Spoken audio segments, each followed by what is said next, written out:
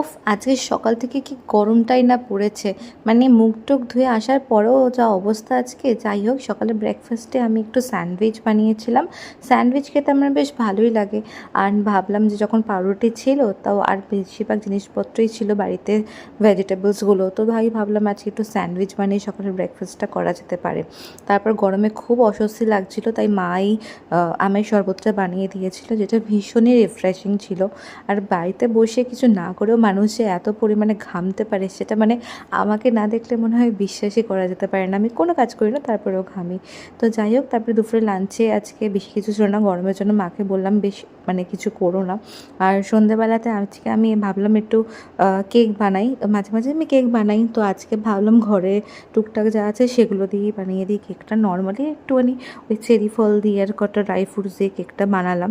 তো দেখো এখানে কেকটা কিন্তু আমার রেডি হয়ে গেছে। আর কেকটা কিন্তু